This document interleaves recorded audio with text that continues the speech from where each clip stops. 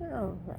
So today what we're going to do is we're going to look at the organs of the digestive system. So we're going to start with the mouth and then the throat and then move our way down. So this is a very large model. So we're going to look at one section at a time.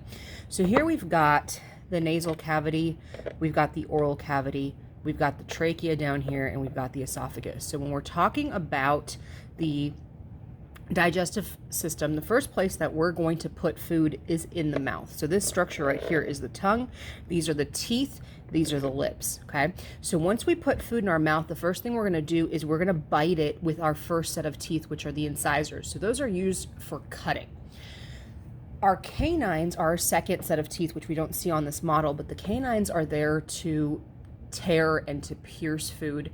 And then once we do that, you notice that you push that food to the back of your mouth. That's because your molars and your premolars are used for crushing and grinding. So once you start actually doing that process of chewing, which is mastication, we are going to then add saliva from our salivary glands. There's three of them, the parotid, the submandibular, and the lingual salivary glands. They're going to secrete their contents into the oral cavity or the mouth. So that saliva contains digestive enzymes that are going to help us start chemically digesting food. So once we mix the saliva with the food, we create a ball of food called the bolus. Okay, so from the mouth, we're then going to have to swallow it. When we swallow it, this little thing here, the uvula, is going to move up and basically block air from coming through. And this guy here, the epiglottis, is going to cover the trachea. So the epiglottis is going to make sure that food is going to move down the esophagus rather than the trachea. So this guy will come, it'll cover the trachea here. So food only has one direction to go, and that's going to go down the esophagus. So every time that we go from one organ to another in the digestive system, we're going to have a sphincter or a valve. So the first valve that we're going to go through is the upper esophageal sphincter. That is then going to move us through the esophagus. And then we're going to go into the next organ, which is the stomach here. Okay, stomach is a C-shaped organ. So to get from the esophagus to the stomach, we have another sphincter called the cardioesophageal sphincter. This area here of the stomach is called the cardia.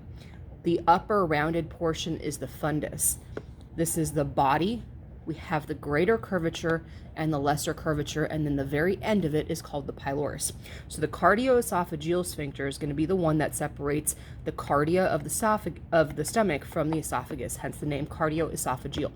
So when we actually look inside of the stomach, one of the things that we have to make sure that we can do is we need to have the stomach be able to expand. So you'll notice that the stomach is not smooth on the inside. It has these structures called rugae. The rugae are there to basically allow the stomach to expand. So as food comes in, those rugae are expanded, so it creates a flat surface here, and it's going to allow the stomach to expand without increasing too much pressure in the stomach. So what's happening in the stomach is we have basically more chemical digestion, and then we also have mechanical digestion. So as peristalsis moves food through the stomach, it's going to push up against this sphincter here called the pyloric sphincter. The pyloric sphincter is going to separate the pylorus of the stomach from the small intestine, and the first part of the small intestine is the duodenum. So that pyloric sphincter, when food moves up against it, only 3 milliliters is going to be let out at a time. The rest is going to push back, which is called retropulsion, and then grinding is going to occur whenever that wave of peristalsis moves that food up against that pyloric sphincter. 3 milliliters at a time moves out, but the rest of it stays in the stomach. So the other thing that's happening in the stomach is we have more chemical digestion. So we don't actually see them here, but we have these things called gastric glands. Those gastric glands are made up of 4 different types of cells. The first ones are parietal cells, which produce hydrochloric acid, which is going to help us with protein digestion. Our next ones are our chief cells, which produce pepsinogen. Pepsinogen will be converted to pepsin, which is also going to help us digest proteins. Our third cell are mucous neck cells. They produce an acidic mucus, once again, more for helping with digestion. And then our fourth cells are called enteroendocrine cells. The enteroendocrine cells are actually producing the hormone gastrin. Gastrin is actually going to help kick the parietal cells into gear and cause them to release hydrochloric acid. So those enteroendocrine cells of the stomach referring to the GI tract, endocrine referring to the fact that they're producing hormones. So that enteroendocrine cells of the stomach are going to produce that gastrin. Gastrin, again, is a hormone. It's going to kick those parietal cells of the gastric glands to produce that hydrochloric acid. So once we produce those acids, they're going to help break down that food further down. When it gets into the stomach and we have all this chemical digestion occurring, it starts turning that bolus into chyme. Chyme is liquid. So that liquid, again, is going to spurt 3 milliliters at a time into the first part of the small intestine, which is the duodenum here. So the duodenum is relatively short. The rest of the small intestine is going to be here. We have 2 more subdivisions. We have the duodenum up here, we have the jejunum, and then we have the ileum, which is the last part of the actual small intestine. Okay, so let's talk about the duodenum real quick, because the thing is we have 3 organs that are going to help produce more digestive enzymes.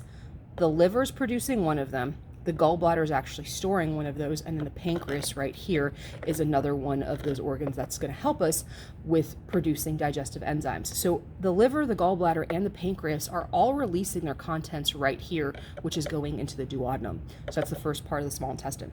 So our liver here is actually producing bile. Bile is going to be one of those things that helps us digest fat. So with bile, we can either release it directly into the duodenum, or we can store it and concentrate it. So this little thing right here is the gallbladder.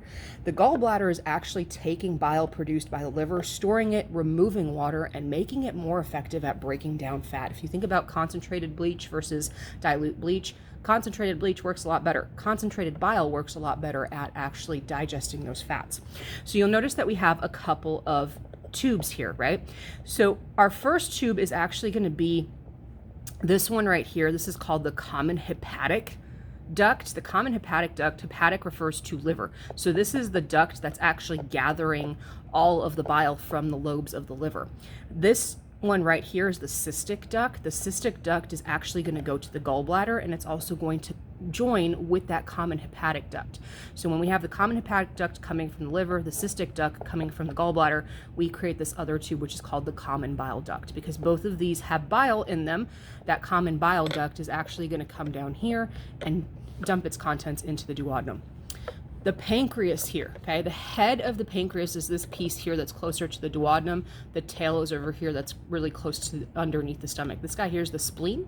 So the pancreas here is producing digestive enzymes that are going to break down fats, carbs, and proteins. And so we have the exocrine function, which is those enzymes. They are going to be released via this main pancreatic duct. So the main pancreatic duct here is coming together to release the contents into the duodenum. So you notice the common bile duct and the main pancreatic duct are actually coming together to release their contents. So right here we have something called the hepatopancreatic sphincter. So remember, sphincters are valves. They're going to allow things to move forward into the digestive system and not move backwards. So the hepatopancreatic sphincter refers to hepato, which is coming from the liver, and then pancreatic from the pancreas. So the main pancreatic duct, common bile duct coming together at the hepatopancreatic sphincter to go into the duodenum of the small intestine. Once we get there, we're going to continue chemical digestion. Then we're going to move into the rest of the small intestine. Remember, duodenum, jejunum, ileum. Dogs just itch is the easiest way to remember that.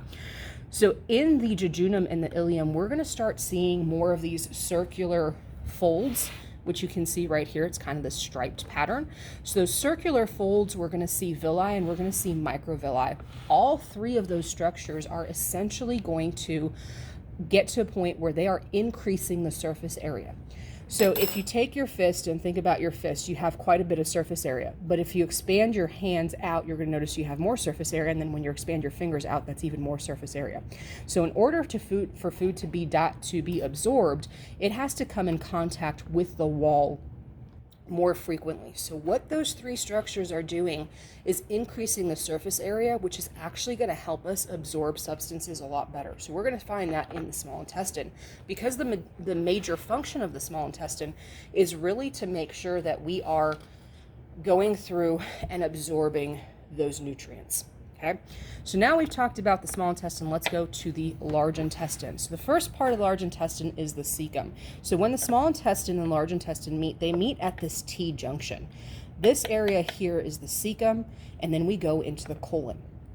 So where the small intestine meets the large intestine is the cecum, right? And the last part of the small intestine is the ileum. So at this sphincter right here called the ileocecal valve or the ileocecal sphincter, that sphincter is allowing food to move from, or the rest of the undigested food and unabsorbed food, move from the ileum of the small intestine into the cecum of the large intestine. So ileocecal makes sense because it's going from the ileum to the cecum. From the cecum, we have another structure here called the appendix. The appendix is not where food is actually going to move through. The appendix is just going to be one of those locations that it's basically lymphatic tissue that's basically maintaining your gut bacteria. So when we get into the large intestine, we are no longer producing any digestive enzymes. Instead, we have a lot of bacteria in the large intestine. The bacteria are actually going to take the responsibility for essentially digesting the remaining nutrients. They're also going to help us produce some vitamin K and some vitamin B, and they're going to produce gases. Whenever they go through their process of actually digesting those remaining nutrients, they produce gas. Their gas production actually causes us to have gas, which leads to flatulence. So when we talk about the large intestine again, first part is the cecum. Then we have the colon.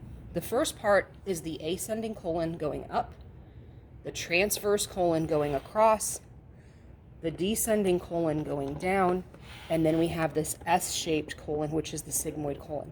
That's going to lead us to the rectum and the anal canal, and then the opening is the anus.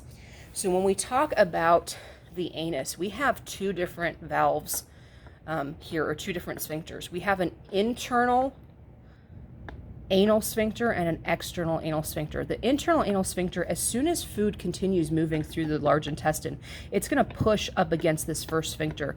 So that internal anal sphincter is actually made up of smooth muscle. It is involuntary, which means as soon as food pushes up against it, it's going to release. Okay, so the only thing that keeps you from pooping your pants is actually this external anal sphincter. The external anal sphincter, what it's doing is it's made of skeletal muscle. So as soon as the internal anal sphincter releases, the external is around it, which is going to keep the anus closed until it is appropriate to defecate. So if you've ever experienced somebody who is older and has a hard time holding in their bowel movements, it's usually because the skeletal muscle is starting to weaken. And as that weakens, it's going to create issues with loose stools being released at an inappropriate time, simply because they can't control that external anal sphincter. So when we talk about the movement of food through the digestive system, let's go through that really quickly.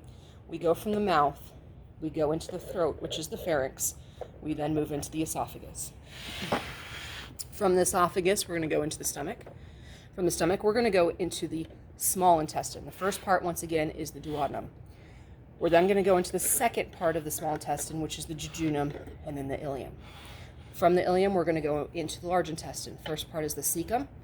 Second part is the ascending colon, transverse colon, descending colon down here, sigmoid colon, the rectum, the anal canal here, and then the anus. Okay. So one other thing I just want to show you guys really quickly is the model of the liver, the gallbladder, the pancreas, and then also you've got the duodenum here. So this is our liver here. Remember, it's producing bile.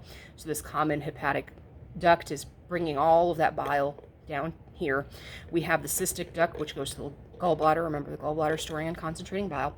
So when the common hepatic duct and the cystic duct come together, we get the common bile duct. That common bile duct is going to move toward the duodenum.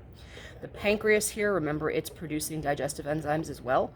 So when we have those enzymes produced, they're going to go through the main pancreatic duct. They're going to join up with the common bile duct at the hepatopancreatic sphincter and enter into the duodenum. So one of the other things that's going to happen in the duodenum is, remember how in the stomach we had those enteroendocrine cells that produce gastrin? In the small intestine, we have enteroendocrine cells again, but they produce something different. So the enteroendocrine cells of the small intestine produce cholecystokinin, or CCK, and secretin. Cholecystokinin and secretin are going to be released into the blood, and from the blood, they are then going to move to the liver, the gallbladder, and the pancreas. And what they're doing, those two hormones, they're causing the liver and the gallbladder to contract and release bile. but they're also causing the pancreas to contract, which is going to release those pancreatic enzymes. So as soon as chyme moves from the stomach to the small intestine, once it hits that duodenum, it causes the stretch. That stretch is going to cause those enteroendocrine cells of the duodenum to release CCK and secretin, which is going to cause the liver, the gallbladder, and the pancreas here to release their digestive contents.